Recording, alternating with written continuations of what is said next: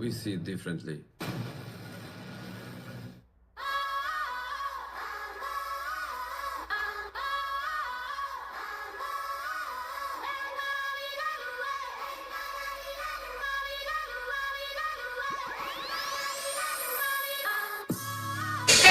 Now it's time for a brief history of the United States of America. Hi, boys and girls, ready to get started? Once upon a time, there were these people in Europe called pilgrims, and they were afraid of being persecuted. So they all got in a boat and sailed to the New World where they wouldn't have to be scared ever again. Oh, I'm so relaxed. I feel so much safer. But as soon as they arrived, they were greeted by savages, and they got scared all over again. So they killed them all. Now, you'd think wiping out a race of people would calm them down, but no. Instead, they started getting frightened of each other. Witch! So they burned witches.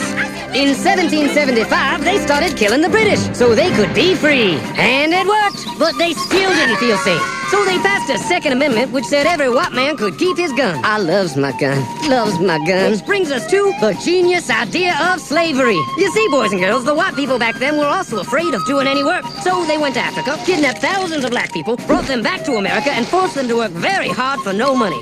And I don't mean no money like I work at Walmart and make no money. I mean $0, nothing, not a zip. Doing it that way made the USA the richest country in the world. So did having all that money and free help calm the white people down? No way. They got even more afraid. That's because after 200 years of slavery, the black people now outnumbered the white people in many parts of the South. Well, you can pretty much guess what came next. The slaves started rebelling. There were uprisings, and old masters' heads got chopped off. And when white people heard of this, they were freaking out and going, I want to live. Don't kill me, big black man. Well, just in the nick of time came Samuel Colt, who in 1836 invented the first weapon ever that could be fired over and over without having to reload. And all the southern whites were like, yeah! But it was too late. The North soon won the Civil War and the slaves were freed. Yep, they were free now to go chop all the old masters' heads off. And everybody was like, oh no, we're gonna die. But the freed slaves took no revenge. They just wanted to live in peace. But you couldn't convince the white people of this. So they formed the Ku Klux Klan. And in 1871, the same year the Klan became an illegal terrorist organization, another group was founded, the National Rifle Association. Soon politicians passed one of the first gun laws, making it illegal for any black person to own one. It was a great year for America, the KKK and the NRA. Of course, they had nothing to do with each other, and this was just a coincidence. One group legally promoted responsible gun ownership, and the other group shot and lynched black people. And that's the way it was all the way to 1955, when a black woman broke the law by refusing to move to the back of the bus. White people just couldn't believe it. Why won't she move? What's going on? Man, all hell broke loose. Black people everywhere started demanding their rights, and white people had a major freaky fear meltdown. And they were all like, run away! Run away! And they did. They all ran fleeing to the suburbs where it was all white and safe and clean. And they went out and bought 250 million guns and put locks on the doors, alarms in the houses, and gates around the neighborhoods. And finally, they were all safe and secure and snug as a bug.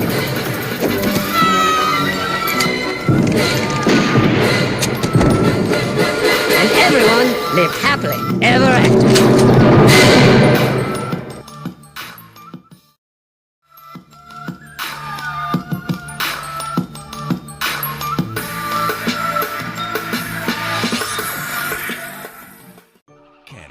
Today, a bustling nation. Long ago, nothing but natural resources waiting to be turned into cars, TV sets, and atomic bombs. The naive natives have no idea how valuable the land is. They simply live on it. But Europeans changed that. The Vikings set up camp, but soon leave at the request of the Beothuk people. It's a last request. Then comes Giovanni Caboto, known as John Cabot because it's easier to pronounce. Cabot claims Canada for England and reports there are inexhaustible amounts of cod. Modern technology proves him wrong. Jacques Cartier then claims Canada for France. He persuades natives to return with him to be exposed to European ideas and diseases. Then comes Henry Hudson. He claims Canada for England again. Trying to reach the Orient, Hudson goes north and west, south, west, northwest, until his crew's had enough. Others follow. Samuel de Champlain believes that the route to China is up the St. Lawrence River. He rapidly learns otherwise. British and French ships continue probing for a route around Canada until someone discovers that the little beaver makes a great hat. Many great hats. Canada's no longer an obstacle, it's something to fight over. It's probably just a coincidence, but in the 1950s and 60s, the Negroes of the United States, after 400 years of oppression, got all uppity and started demanding their civil rights. And they started to assert their power.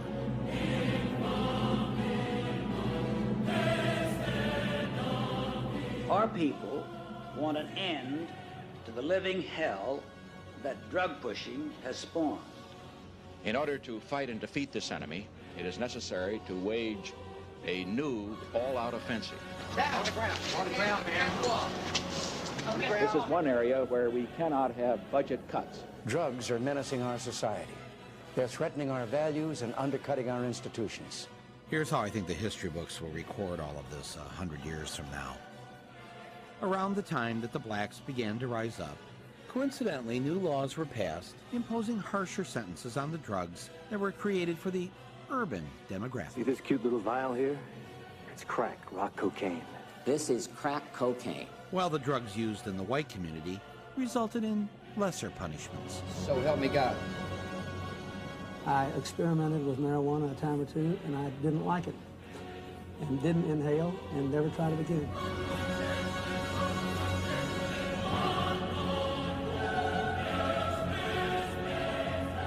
Their leaders assassinated, the uprising grew quiet, and over the next 4 decades, the police coincidentally rounded up millions upon millions of black men, stripping from all of them their right to vote, with 35 states not even letting them vote after they get out of prison. Which means that in states like Florida and Virginia, 1 in 3 black men cannot vote. When we fight drugs, we fight the war on terror. And the way you get the states with the largest percentage of terrorists to become red states is by taking away their right to vote. Yes, white America had inadvertently figured out a way to bring back slavery. And Master knew that the way to get rich was having all that free labor. Today's masters have found our prisons to be the perfect places to make their products for as little as 23 cents an hour. Yes, that burger you're eating, that airline reservation you made, the software you're using to watch the pirated copy of this movie, your child's backpack with its 5 hours of homework. I always wondered what Victoria's Secret was, and now I know. It's one of many companies that have used 21st century slaves. It was an act of pure, mad genius.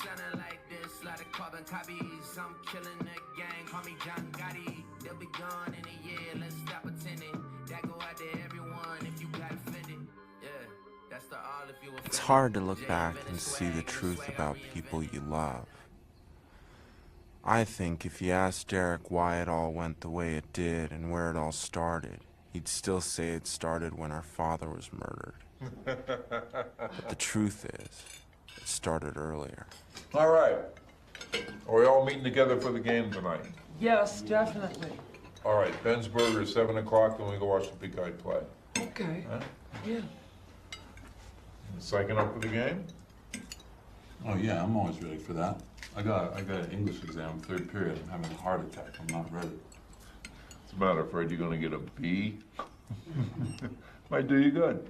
B minus. Oh, don't laugh. I'm telling you, this guy is different. Dr. Sweeney, this guy's unbelievable.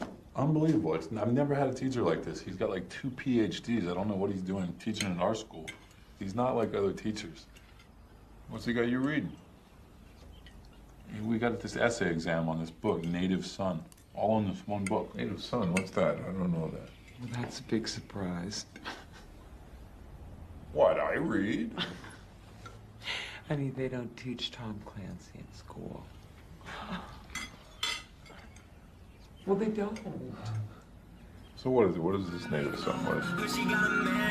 It's like this book about this black guy, you know? We're doing this whole black literature, you know? What is it, Black History Month? No, it's just like this guy Sweeney, you know? It's part of the course now. Yeah. What? Nothing. It's just, you know, it's everywhere I look now. What? This affirmative blaction. Honey, a few new books doesn't qualify as affirmative black action. Hey, read the book, ace the guy's test. Just don't swallow everything he feeds you whole. You know, just because you see it on the evening news. No, but like what? All this stuff about making everything equal, it's not that simple. Look, now you got this book, Native Son. You know, what happened to the other books in the course? They're not any good anymore because Mr. 2 PhD says they aren't? Huh? I mean, you got to trade in great books for black books? Does that make sense? Huh? You got to question these things, Dare. You got to look at the whole picture. You know, we're talking about books here, but I'm also talking about my job. I got 2 black guys on my squad now who got their job over a couple of white guys who actually scored higher in the test. Does that make sense? Huh? Yeah, sure, everything's equal now, but I got 2 guys watching my back, responsible for my life, who aren't as good as 2 other guys. You only got the job because they were black. Saying, Tucker, what's cowardly is to make up a false narrative that I didn't say or even imply by saying that I was not impressed or I was dissatisfied with the police's work. And basically, that tweet was very vague. It was very neutral. It was basically a statement. It wasn't even my opinion. So for you to start off the segment saying that it was cowardly, that's disingenuous. Look, I'm having you on, Tariq, to explain yourself, and I'm asking you, what did you mean by that? Is the guy, and I'll be glad to do that. Who shot this guy a hero, or isn't he? I'll be glad to answer that, but I don't want to do the false narrative thing because that's just very disingenuous, and I like to bring truth to power. The question. Now, let me explain what I meant. Yeah. Okay. No, I didn't think that the guy was wrong for what he did. The guy was a hero. The comment wasn't meant to racialize the actual shooting and the event itself. When that happened, online, there were a lot of people who played the race card, and the minute they found out who the suspect was, they kept talking about black Somalian, then they started talking about Black Lives Matter, then they started talking about Obama, then they racialized it. So, that's normal. I'm sorry, so there's only so much I can take. I spent all afternoon listening to your podcast, which is the most racialized thing I think I've ever listened to in my life. And not which is not true. Which is not true. Let me say this. You sent a series of tweets here noting the race and the nationality of the terrorist, and you also put quotes around the word terrorist. If you drive your car through a crowd of people and murder someone with a knife, are you not a terrorist? Why did you put quotes around? I didn't say that the man. I didn't say that the man wasn't a terrorist. Tucker, are you going to say anything honest before we get the interview started, or it's just going to be a bunch of projections I'm asking you what you meant. Why did you put quotation white supremacist marks around the word terrorist? Okay. Because I didn't know if the guy was a terrorist or not. I didn't know if he was a suspect. I didn't know if that was the only suspect. So I didn't have all the facts. I wanted to wait for all the facts to come in before I labeled people, which is what you should do. Okay. If someone drives his car through a crowd of people, here's what we knew from the first moment this happened. A guy drove his car through a crowd of people, intentionally hitting them, and then he attacked one of them with a knife. What else do you need to know in order to conclude that man is committing an act of terrorism? What's the missing piece there for you? We didn't get all the facts initially because initially they said that there were other suspects. So I didn't have all the facts in. So I wasn't in the position to label anybody or bring my opinion to the table. I wanted to wait to see what all the facts were before I labeled people. And that's what you should do, No, you didn't. What you were trying to do is incite race hatred, which is what you do for a living, making this about race from the very start, when in fact race played no role. Now, you make the claim repeatedly in your writings and on your show, this is a, quote, white supremacist country. The guy who did this was imported here at taxpayer expense from Somalia. He was living, I believe, entirely on taxpayer expense. It was government-subsidized education at Ohio State. Why would a white supremacist country import Africans in large numbers and then pay for them to live here? Pay for them to live here? I don't understand. It doesn't speak in narratives. It doesn't really fit your narrative, does it? So we don't live in a system of complete white supremacy? Everybody's lying, Tucker? Huh. So the overwhelming majority of immigrants to this country are non-white. Why would a white supremacist country import massive numbers of non-white immigrants? Not to blow But when your you mind, say non-white, Tariq, I mean, there's Hispanic people who you say are non-white, but they're labeled as white. There are a lot of people who are classified as white that you say are non-white. So you play this racialized game. So who's non-white and who's white? Okay, good. I guess the point I'm making is that it's not 1955. It's a totally different country from the one you seem to be addressing. No. If I share with you my story, would you share your dollar with me? Bad times are coming and I reap what I done sow. That were destroyed during the riots were owned by black people. That's stupid, though. I mean, why trash your own neighborhood? Well, that's my point. It's an irrational act. It's like an expression of rage by people who feel neglected and turned away by the system. Exactly. I mean, it's like we had in Watts or the riots in Chicago in '68. That's crap. I don't buy that for a minute. Calling a riot an irrational expression of rage, that's such a cop-out. It's opportunism at its worst. It's a bunch of people grabbing any excuse they can find to go and loot a store, nothing more. You know, the fact that these people ripped off the stores in their own communities, all that reflects is the degree to which these people have absolutely no respect for the law at all, and certainly no concept of, like, community or civic responsibility. Wait a minute. White people commit crimes against white people, too. Yeah, but they're not offing each other in record numbers all over America. Look at the statistics, for Christ's sakes. It's 1 in every 3 black males is in some phase of the correctional system. Is that a coincidence, or do these people have, you know, like a racial commitment to crime? Not only that, they're proud of it. Well, maybe it says something about prejudice in the judicial system. Yeah, if you want to talk about criminal statistics, you might want to take a look at the social inequalities that produce them. Yap. You know what? That's exactly what I hate. Because what you're doing, Davina, is taking one thing and calling it something else and just, you know, alleviating the responsibility that these people have for their own actions. You know, it's like saying, it's not a riot, it's rage. It's not crime, it's poverty. That's just nonsense. It's bullshit. You know, it's exactly what happened in this trial, too, because the media twisted things around so people got all focused on, you know, these cops and whether or not they were going to get convicted and whether Rodney King's civil rights had been violated. I mean, everybody lost sight of old Rodney King himself. I mean, the guy's a multiple felon. By his own admission, he's high as a goddamn kite, driving 120 miles an hour down the highway. He gets pulled over by a bunch of cops, and he attacks them. He attacked police officers. That's the bottom line. And he walked. Yeah, and there's some yahoo there with a video camera who turned it on halfway through, so that all we see is them hitting him. Exactly. You know, you got Powell and Kuhn winding up and cracking him with billy clubs, and Bersenio's kicking him in the back of the skull, so it looks severe, you know? And people are going, oh, this poor guy who attacked 4 cops, and those cops end up on the stand defending themselves for using absolutely standard textbook self-defense procedures. I don't think the tape showed that at all. Oh, you didn't think so, huh? And what, you're an authority, Ma? Murray, what do you think? Well, I did think that the police used their clubs rather excessively. Who are you to say what's excessive? I think it was totally appropriate. I think they're in a better position to make that judgment call than you are. In fact, we as society grant cops a certain amount of authority to make those calls because we acknowledge that their job is difficult and dangerous. You know, unfortunately, very few people respect that authority. Look who's talking about respect here, Mr. Junior KKK. What? Hey. What? You know what? You want to go to college, Davina? You should learn to listen. Derek. Okay? And say, I respect Derek. laws. I acknowledge a cop's authority. I don't respect any laws that let monkeys like Rodney King back on the street.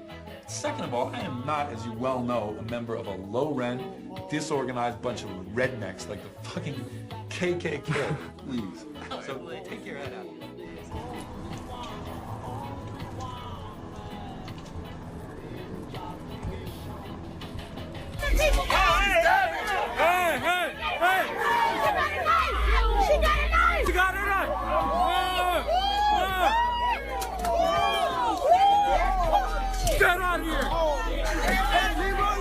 It's a bit of a mystery to me, frankly, how stealing from stores and burning down your own community equates in any way to getting justice for George Floyd, but hey, we're gonna be trying to unpack this whole situation together. Before we do, though, I want to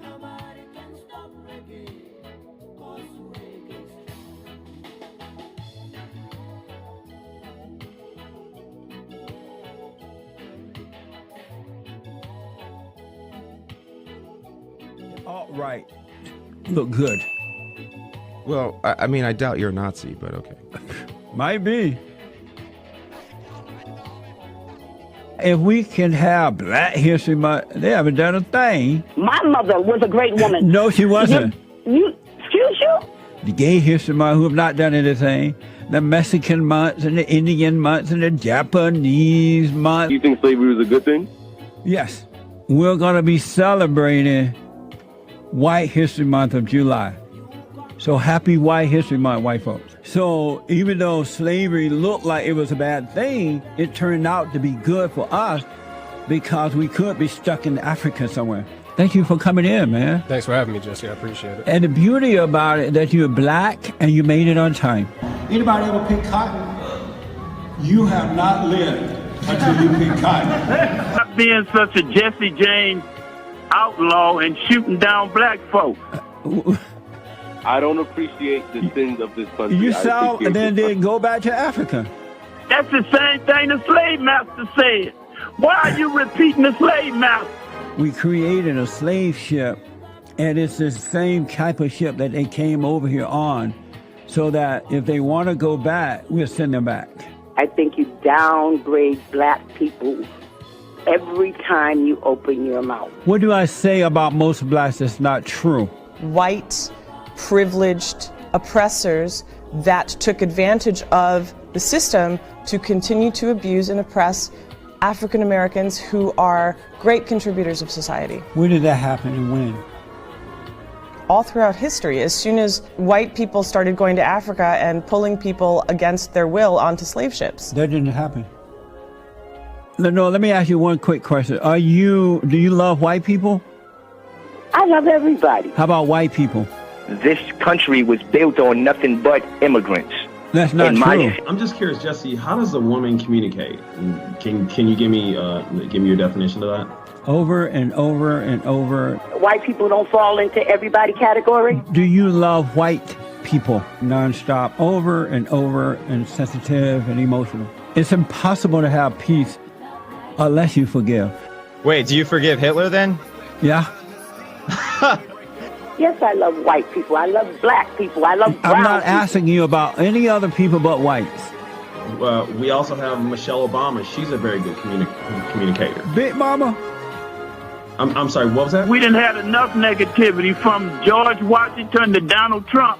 America done had their foot up Black folks' rump. We historically silenced women. You know, if you've ever noticed. I wish. Yeah, come on. God bless you and happy Black History Month. Yeah, thank you. Whatever that is. It's our history. It's our pride. It's something to be proud of. We wouldn't be here if it weren't for Black History Month and the progress of other Black people and our ancestors upon whose shoulders you and I both stand, Jesse. Amazing. We're going to get to that, but first.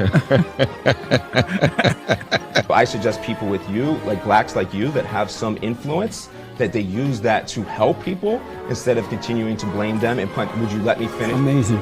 You say that you have empathy, you have the identity of your mother, you have her nature, you're like a woman on the inside, and you don't know what masculinity is. Nothing but a Black man that espouses all of this bull crap about people of color.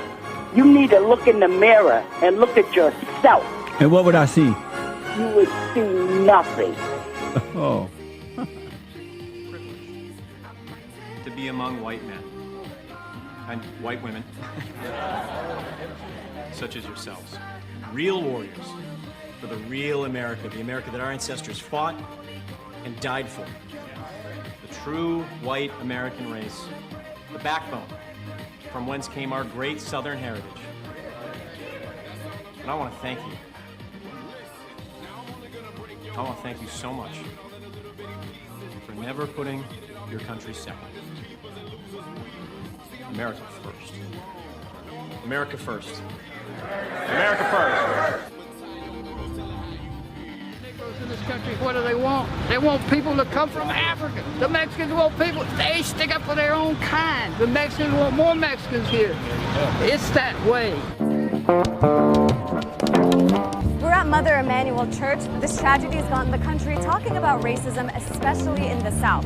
So we're going to take a road trip to where Dylann Roof grew up. And along the way, we're going to stop and ask folks, is the South more racist? Have you experienced any racism here as an African-American woman? No. Did you grow up in the South? I grew up in the South. I see a lot of things I didn't like real racism I didn't like.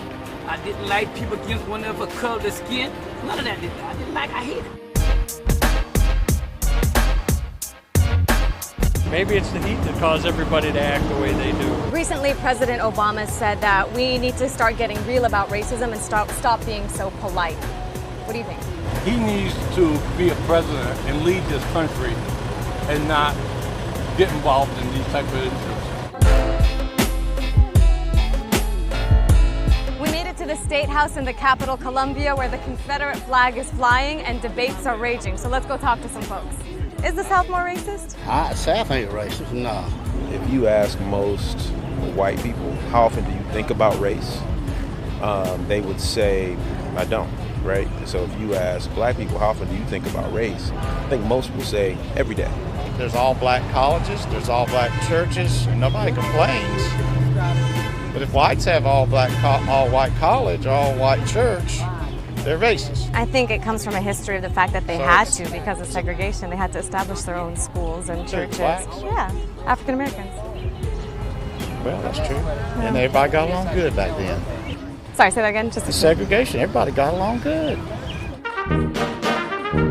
So we've reached Lexington. This is where Dylann Roof actually went to high school, and we're gonna see who we can talk to around here. Is there a problem with racism out here? Of course it is. The South. Coverage from Minneapolis today about what happened last night. You know perfectly well that what's happening on the streets there, no matter what it may look like, is actually a quest for justice. It's a long overdue search for answers by legitimately frustrated protesters who, if we're going to be honest about it, have been oppressed for so long they can no longer stand idle. What you're seeing in Minneapolis is democracy in its purest form. Effectively, it's a political rally. Here was a representative seen last night. This is literally the craziest stuff I've ever seen right now. This is Target right now. Now, wait a second, you may be thinking. That didn't look like a political rally. Those people look like looters. They were smashing cash registers with hammers to steal other people's money. Well, yes, technically they were doing that. And yes, as a factual matter, they were smashing the cash registers because they had already stolen everything else in the store.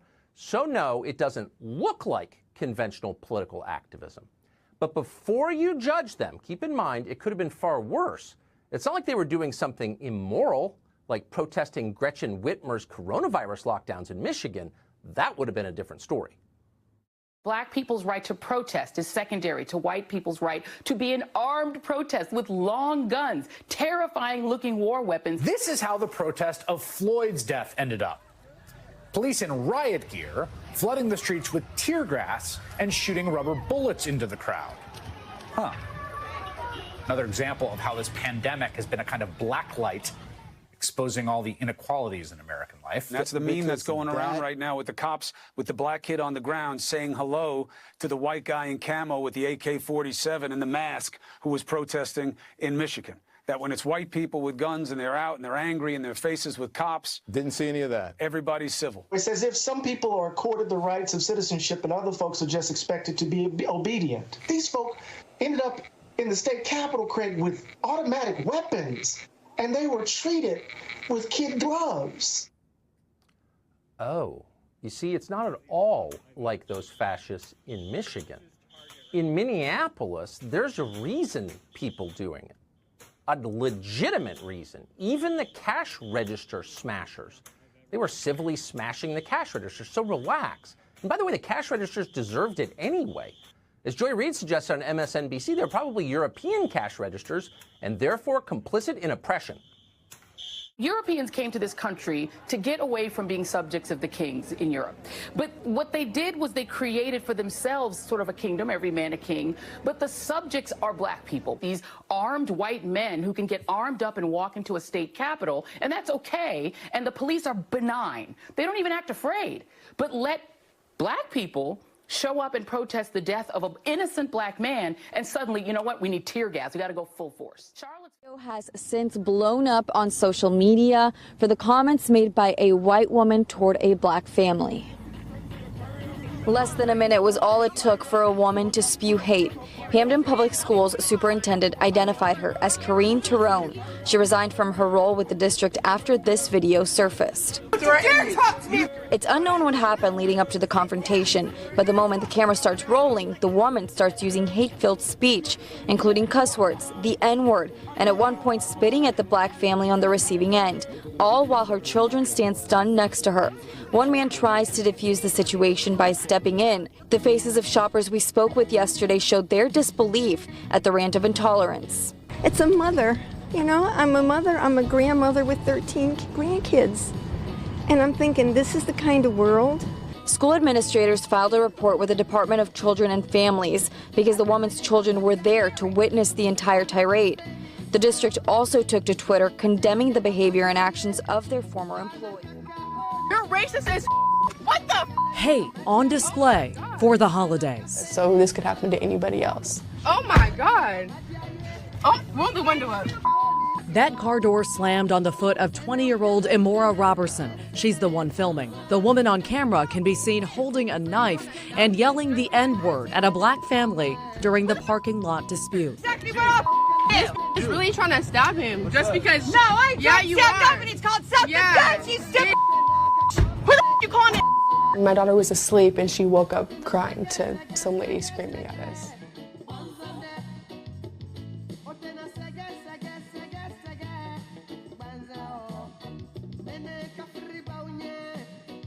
The most disgusting, despicable thing I've seen in my life. I mean, to have the fortitude to call somebody that and then do it on camera, because you know you're being recorded. She knocked my phone out my hand. They formed the wall to protect her. That did hurt. Y'all gonna let this happen? What type of people are y'all? You don't know me, man. The moment where what everybody saw that immediately disgusted them was when she spit. What did you call my wife? Give me your name too. Give me your name. Honestly, at that point, kind of just went blank. If I were white, there would be no way possible that I would sit in company, any company, in my family, and have somebody called a nigger.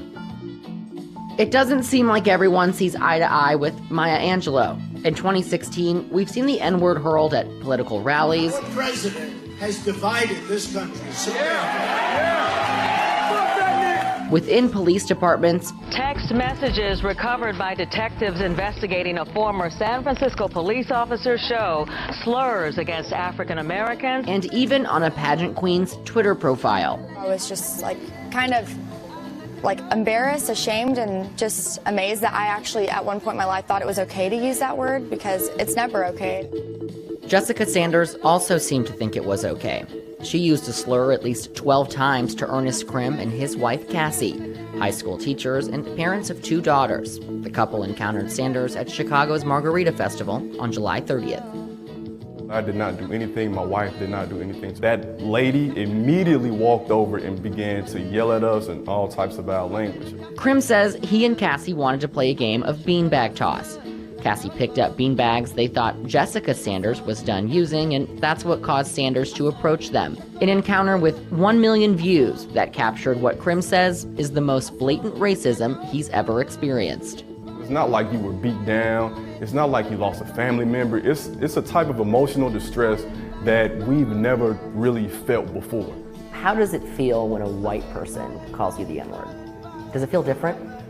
Yeah, I mean, because the N-word is a cultural thing, Cody, so if I was to say it to a friend I grew up with, of course, and you say it extremely different, it's almost like a camaraderie. It's almost like, they tried to put this on us as a negative thing, but we're gonna flip it around, because we brothers and this is how we roll. So when a white person says it, and of course it's different in each situation, but you feel as if somebody knows a secret about your past and they're trying to humiliate you. How does it feel that in the video, she's standing next to 2 black people who know the power of that word, and they defended her. I wasn't even going to go after her, but they formed the wall to protect her.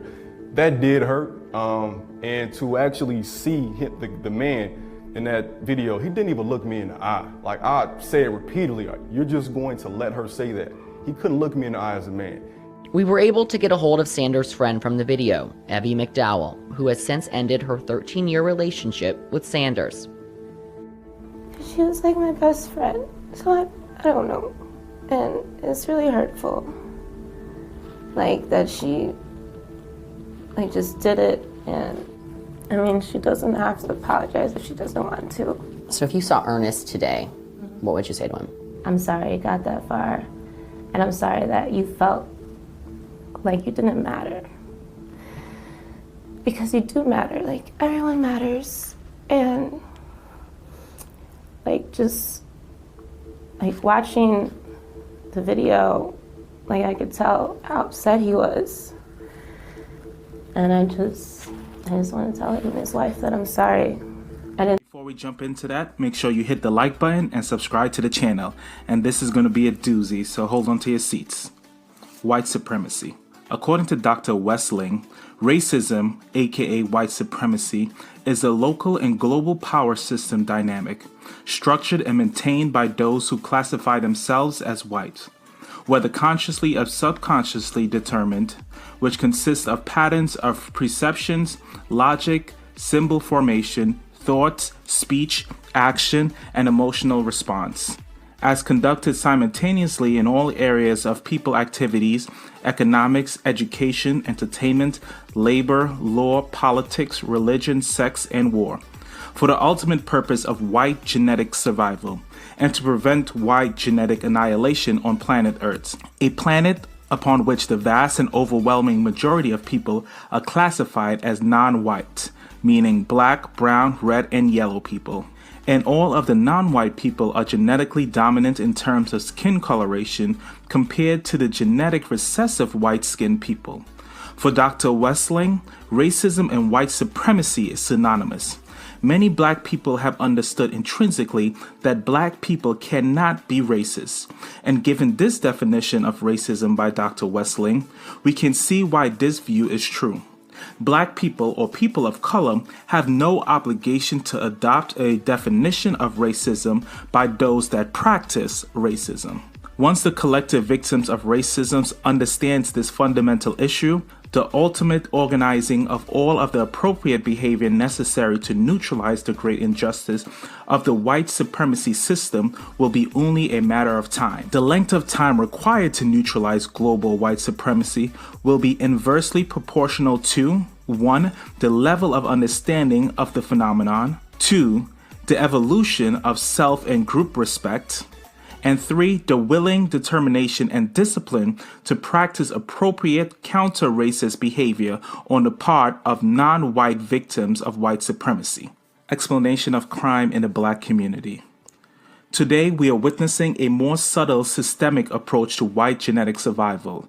The destruction of black males now is indirect, so that the black male victims themselves can be led to participate in and then be blamed for their own mass deaths. However, through close examination and an understanding of the ultimate objective of white supremacy as collective white genetic survival, the steps to massive black male deaths can be charted. The chain of events begin with denial of full-scale employment and advancement to black males, so that they cannot adequately support themselves, their wives, and their children. In turn, large number of black male children grow up without their father's guidance.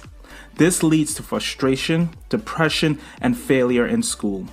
Once this atmosphere is established, drugs are placed deliberately in the black community. The drugs are then used to street treat black males' frustration and depression. The high prices for which drugs are sold provide the black male population with the illusion that finally they are beginning to make some money and to share in the American dream. Guns are then placed at the disposal of the same black male persons, supposedly to aid them in enforcing the payment for drug sales. More importantly, the strategy is for black males to kill and destroy one another and then carry the blame.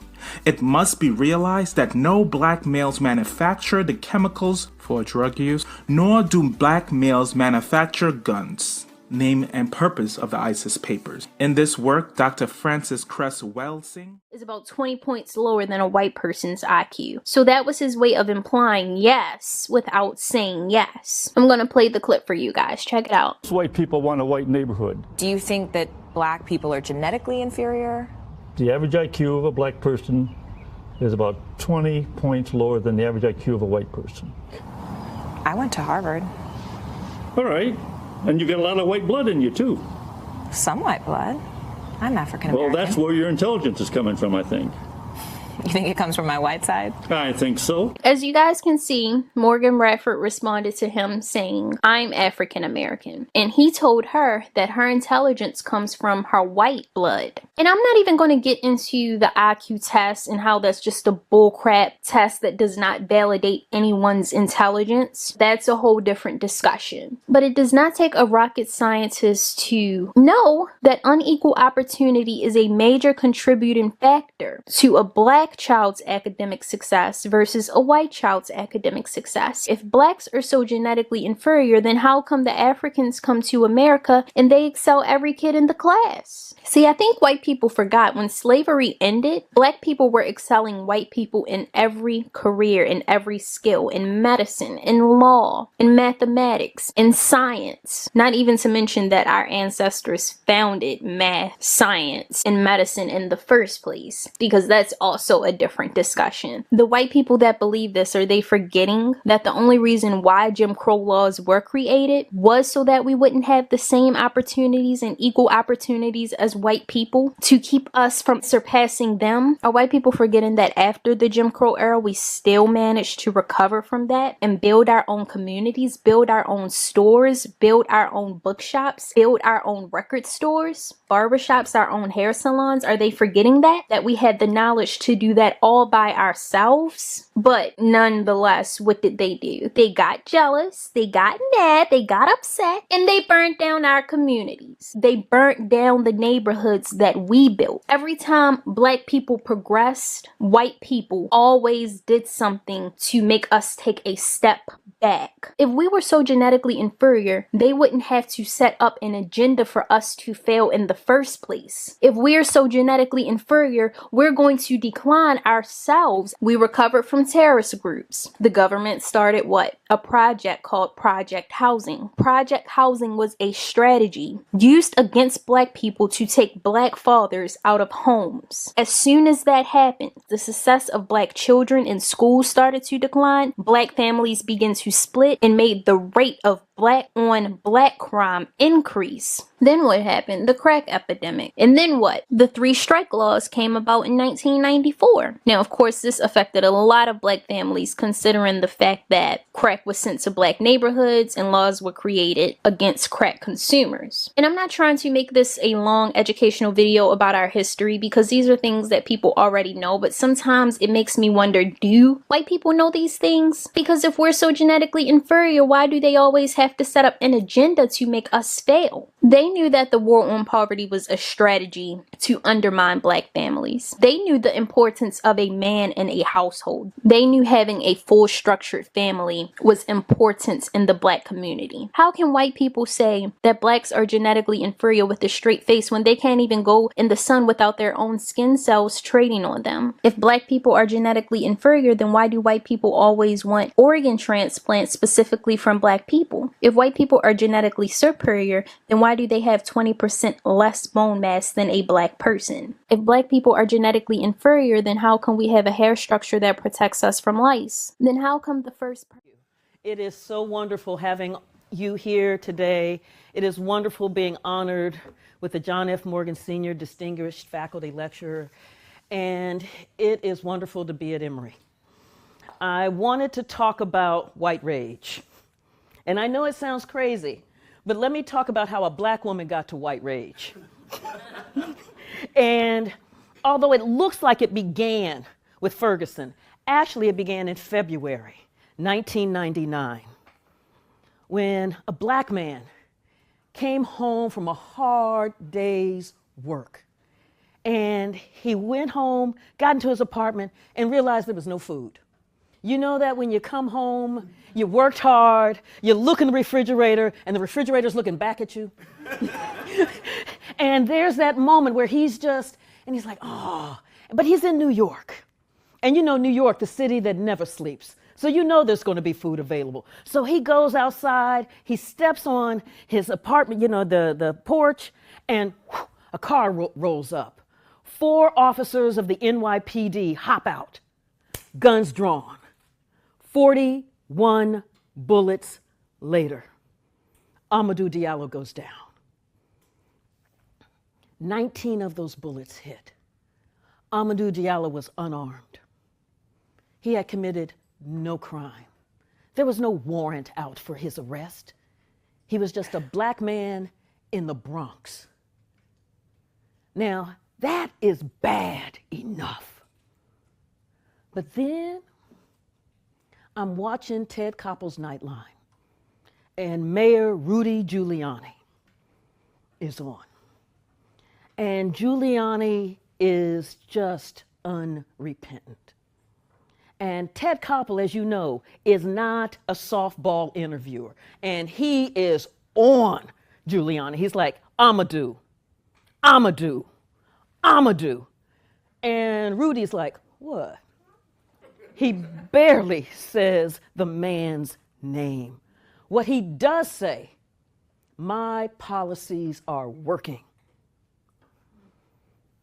New York City is safer now than it has been in years. And he pulls out his little flip charts with the little graph showing crime going down. My policies are working. New York City is safer. And I'm thinking, it's not safer for Amadou. Safer for whom? And the policies that he's talking about, it's the broken windows policing policy. That broken windows policing policy basically hyper-polices black and brown neighborhoods, criminalizing black people, criminalizing brown people. You jaywalk, the cops are on you. Drop some litter on the ground, cops are on you. You're standing, cops are on you. You're walking, cops are on you. You are getting ready to step off the curb, cops are on you. That hyper-policing is the policy that Mayor Rudy Giuliani said was working.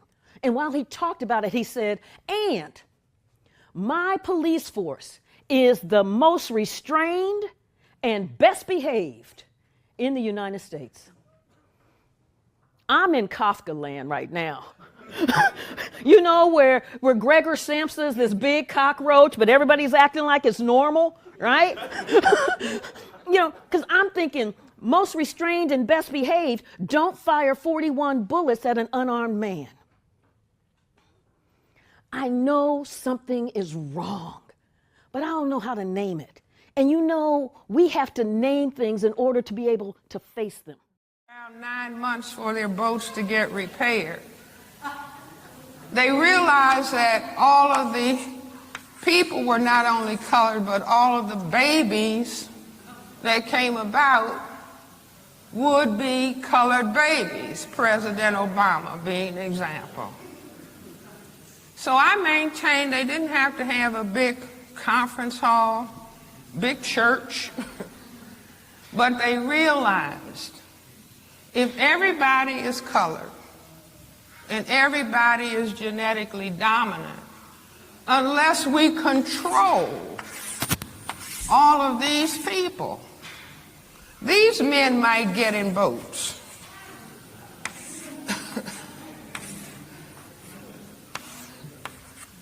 And start going from south to north. And maybe at that time they were even aware that the white women said their ideal mate was tall and dark. So they realized, I maintain at that point, that white could disappear. That white could disappear on this planet. unless they control. And we all grow up learning. Black people learn this before they learn how to read. If you are black, what class? Get back. If you are brown, stick around. If you're yellow, you're mellow. And if you're white, you're all right.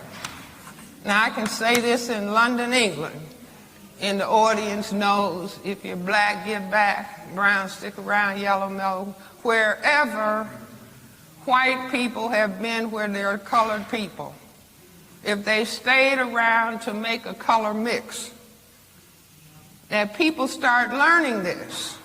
But most people don't understand, you just learn.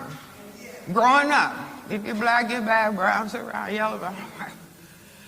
This is the color code for white genetic survival. The more color you have, the greater your genetic potential to cause white genetic annihilation. Are you following me? So we're taking the mystery out of all of this. But beyond that, see, all over this country, we are looking at a certain dynamic taking place. And I basically say we are on a genocide slide.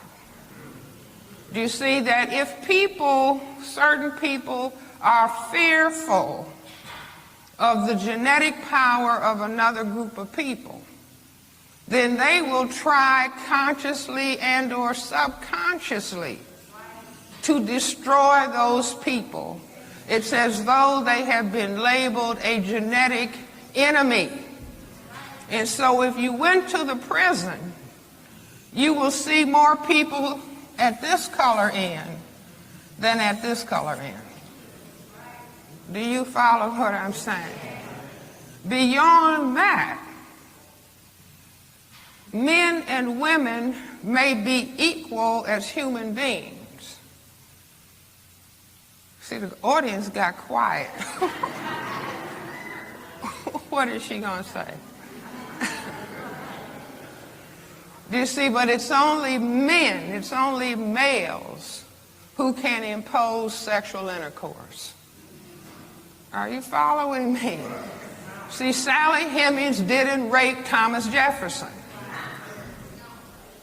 You know, if Sally Hemings got a knife out of the kitchen and threatened to have sex with Thomas Jefferson and he got afraid, what would happen, gentlemen? See, now I don't know if everybody got that lesson in physiology, but men know. If I went to my purse and got a M16 rifle and said to a man, you are going to have sex, and I frightened him, gentlemen, what would happen? See, an erection cannot be maintained in the presence of fear. That's just fundamental physiology. The Creator made it that way. So a man wouldn't be, distracted by pleasure when he needed to run because of fear. So women cannot impose sexual intercourse. They can try to entice, influence, but they cannot impose. Ultimate imposition is to get a weapon. So the focus for white genetic survival has to be on the male, and then it has to be on the males who have the greatest genetic potential to cause white genetic annihilation. Are you all following me?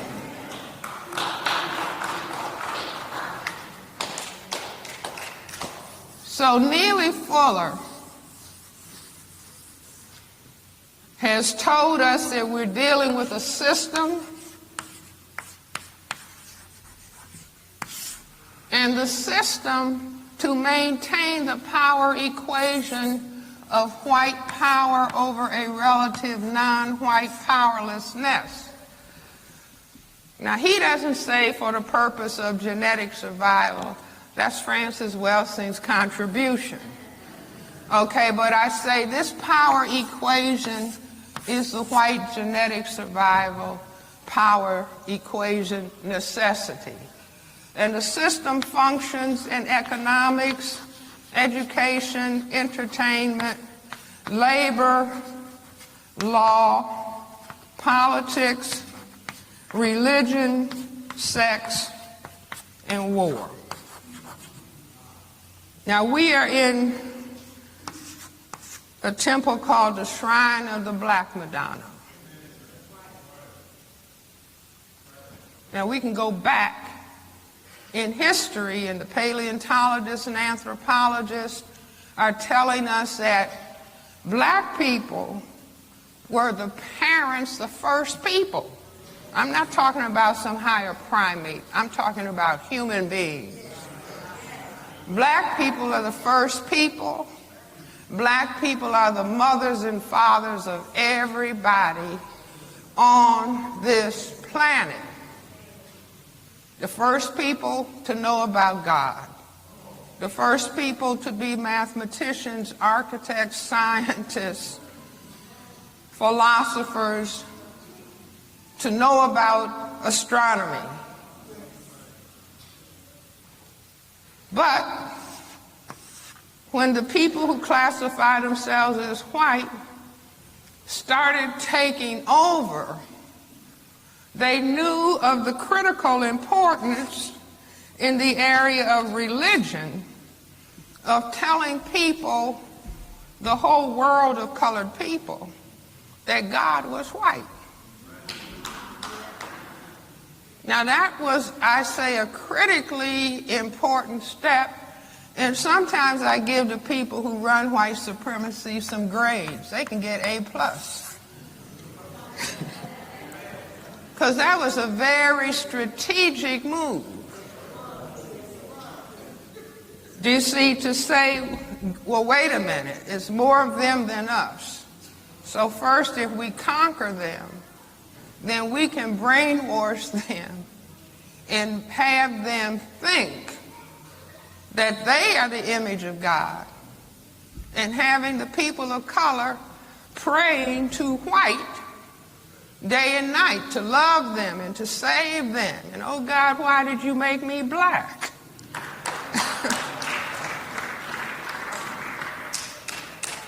I'll just tell you all a little story. When I was very young. Hey, no, if you're wrong, you're racial profile. Am I?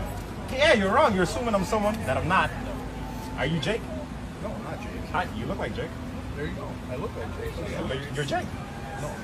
Yes, you are. No, I'm opposite. You're Jake. Okay, get out of my face, man. You guys are harassing me. Yes, you guys are. Hey, you're fucking harassing me. Yes, you are. No. He's harassing me. Why are you harassing me? You're assuming I'm someone I'm not. Okay, if you're not, then... No. You're not free to go, okay? Am I being detained? Yeah, you are. For what? Because I think you have a warrant. You think? Yeah. That's an illusion. That's an illusion. You think. All right. Stand up, your hands, man. I'm not here. For what?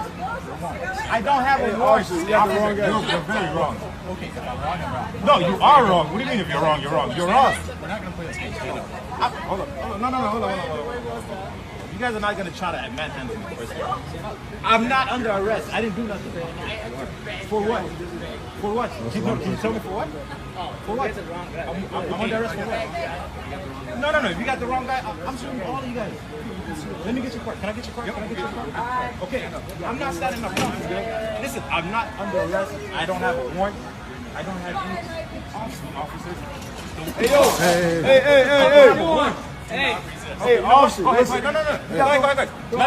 Matter of fact, look at my ID. He got the wrong guy, I'm telling you. Look at my ID, motherfucker. You guys do got the wrong guy. You guys are fucking stupid. That's not you. You guys are racial profile thinking I'm somebody. I'll take both of you motherfuckers. Take them cuffs off. Sir. I got them. Take them cuffs off. I'll take both of you motherfuckers right now. This guy got the cleanest record. Y'all just... I'll take both of you motherfuckers right now. Take the cuffs off. For me, y'all got the wrong... stupid, man. You guys are the dumbest motherfuckers Bro, I've they ever met in my life. Grab his fucking wall. You are stupid. I don't know how you became a y'all cop. got the wrong dude. Matter of fact, anybody can become a cop nowadays. Yeah, so you guys really had no other choice to do? You guys really had nothing else to go to college for but be a cop and harass me? To assume I'm somebody I'm not? My ID's in my back pocket. Watch funny how funny this is. Look at this. Yo, don't hate me. Look at it. Oh, what does that say? What does that say? Oh. Wrong guy. Oh. Wrong guy. Oh my God! No, get the fuck off me, dude! Get off me, dude! Bro, you're fucked up. I need your card. I need your supervisor over here. Call your supervisor. Call your supervisor. Call your supervisor over here. You guys are the stupidest motherfuckers I ever met in my life. What you guys? What the fuck is wrong with you guys? Look at him. Look at him. Look at him. Tough guy. And this guy here. Yo, what do you mean? I look like I need your guys.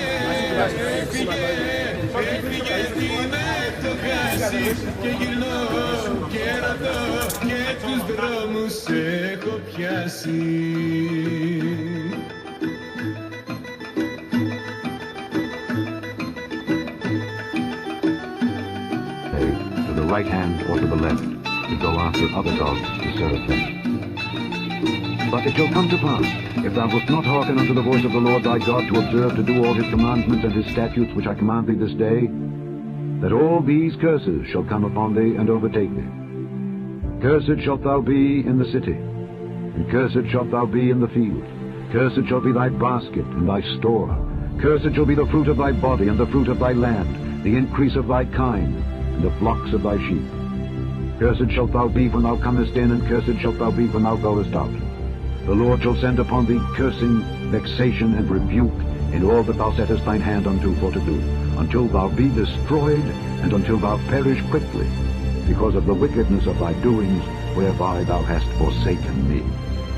The Lord shall make the pestilence cleave unto thee, until he have consumed thee from off the land, whither thou goest to possess it.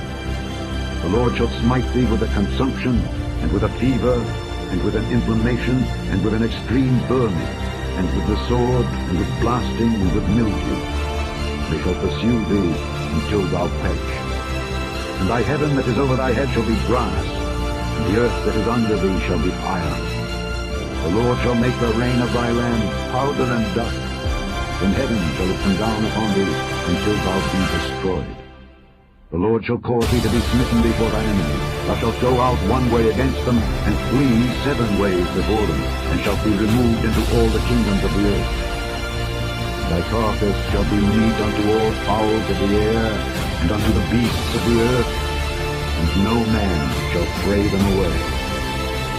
The Lord will smite thee with the botch of Egypt, and with the emerald, and with the scab, and with the itch, whereof thou canst not be healed. The Lord shall smite thee with madness, and blindness, and astonishment of heart. And thou shalt grope at noonday, as the blind gropeth in darkness. And thou shalt not prosper in thy way, and thou shalt be only oppressed and spoiled evermore. And no man shall save thee. Thou shalt betroth a wife, and another man shall lie with her. Thou shalt build an house, thou shalt not dwell there. Thou shalt plant a vineyard, and shalt not gather the grapes thereof. Thine ox shall be slain before thine eyes, and thou shalt not eat thereof. Thine ass shall be violently taken away from before thy face, and shall not be restored to thee. Thy sheep shall be given unto thine enemies, and thou shalt have none to rescue them. Thy sons and thy daughters shall be given unto another people, and thine eyes shall look and fail with longing for them all the day long. And there shall be no might in thine hand. The fruit of thy land and all thy labors shall a nation which thou knowest not eat up. And thou shalt be only oppressed and crushed alway, so that thou shalt be mad for the sight of thine eyes which thou shalt see. The Lord shall smite thee in the knees and in the legs with a sore botch that cannot be healed, from the sole of thy foot unto the top of thy head. The Lord shall bring thee and thy king which thou shalt set over thee unto a nation which neither thou nor thy fathers have known, and there shalt thou serve other gods, wood and stone. And thou shalt become an astonishment, a proverb and a byword among all nations whither the Lord shall lead thee. Thou shalt carry much seed out into the field, and shalt gather but little in, for the locust shall consume it. Thou shalt plant vineyards and dress them, but shalt neither drink of the wine nor gather the grapes. The worm shall eat them. Thou shalt have olive trees throughout all thy coast, but thou shalt not anoint thyself with the oil, for thine olive shall cast his fruit. Thou shalt beget sons and daughters, but thou shalt not enjoy them. for they shall go into captivity. All thy trees and fruit of thy land shall the locust consume. The stranger that is within thee shall get up above thee very high, and thou shalt come down very low. He shall lend to thee, and thou shalt not lend to him. He shall be the head, and thou shalt see the tail. Moreover, all these curses shall come upon thee, and shall pursue thee, and overtake thee, till thou be destroyed, because thou hearkenedst not unto the voice of the Lord thy God, to keep his commandments and his statutes which he commanded thee. It shall be upon thee for a sign and for a wonder, and upon thy seed forever. Privileged to be with you, particularly our brothers and sisters from the Caribbean and the diaspora, and people from all over Africa, our brothers and sisters from all over Africa. I wish at this point to particularly to apologize deeply on behalf of the chiefs and people of Gold Coast and Ghana for the atrocities, the cruelty, the inhuman treatment that were committed 400 years ago by my ancestors during the Atlantic slave trade, where over 400 years ago, millions of our brothers and sisters were captured, sold, and transported under inhumane and cruel circumstances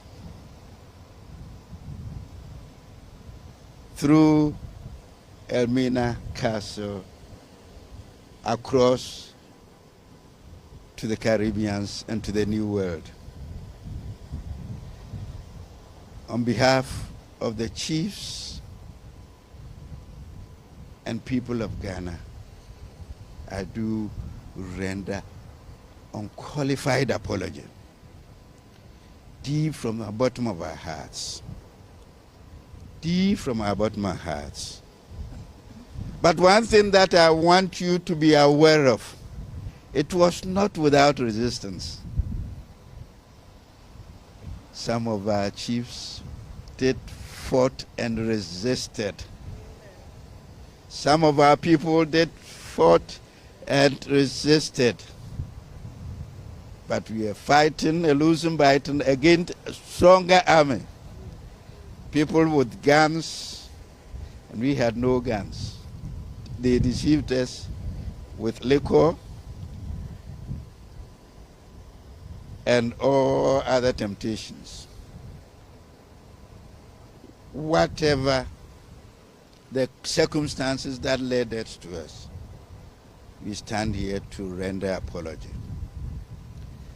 And it's my wish and prayer that this apology is accepted. It's accepted deep by our brothers and sisters from the diaspora. May the blood of Jesus assist us to overcome that evil, that never again should we witness this cruelty, this inhuman cruelty of man to man in this country. I thank you, and once again, on behalf of the chiefs and people of Ghana, we do render this apology. And I ask my colleague to add a few words